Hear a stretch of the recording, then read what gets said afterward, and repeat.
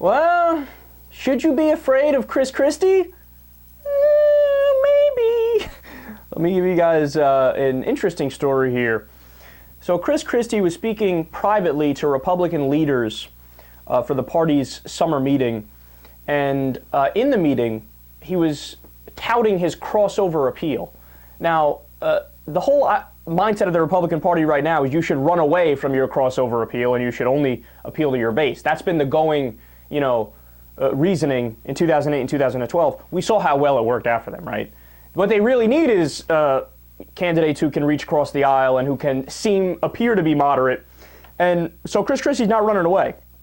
He was touting his crossover appeal, and he presented himself as the party's most electable option to win back the White House in 2016. He said, quote, "For our ideas to matter, we have to win. If we don't win, we don't govern."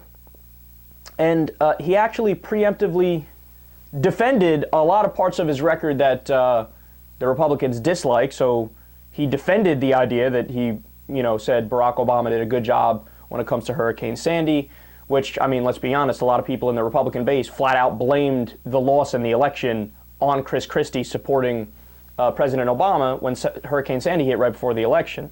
Now, it's not true. Mitt Romney was down in the polls beforehand and afterwards, but they need some sort of scapegoat, of course, and they picked Christie. He said, quote, "Our party's got to get back to looking people in the eye, not trying to figure out what they want to hear.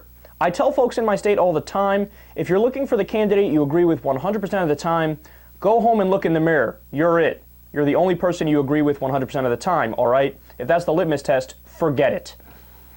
Then he also bragged about his conservative credentials. He said the teachers' unions in our state collect $140 million a year in dues. It's a $140 million political slush fund for them to use however they wish in mandatory dues. That's who we're up against. So we decided very early that we had to fix the pension and benefit problem. By the way, fix the problem means rob money from people who are supposed to get the money. And the only way to fix it was to take on the unions directly. So here's my takeaway from this whole thing. A lot of people aren't going to like hearing this. If Christie gets through the primary, mark my words, whether it's in 2016 or after that, this election or the one after it, he will be the next president of the United States. And I don't care who his opposition is.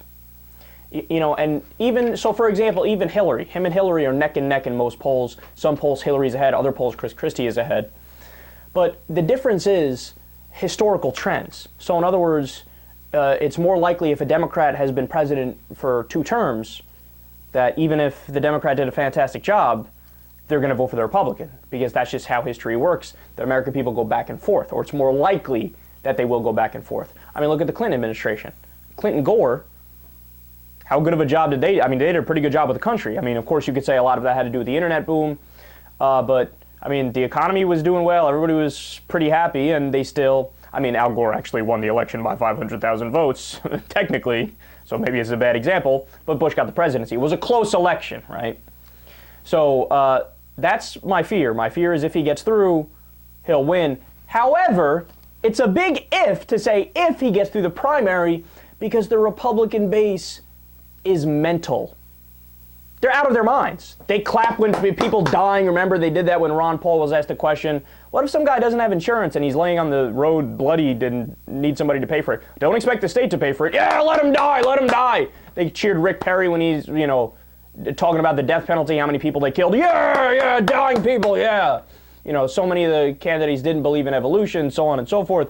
So, the issue is, and see, in a weird way, now I'm actually in favor of, how the RNC just snubbed CNN and ABC, they're not going to allow them to have debates anymore?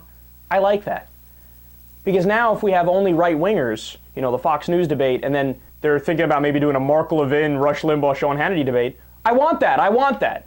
Why? Because those idiots will focus on their one electable candidate, Christie, and tear him down the entire time, making it less likely that he'll get through the primary. So in a weird way, we should all be rooting for the Republican insanity that is driving the party into the ground. Go right ahead. Be my guest. But, like I said, be afraid if he gets through the primary.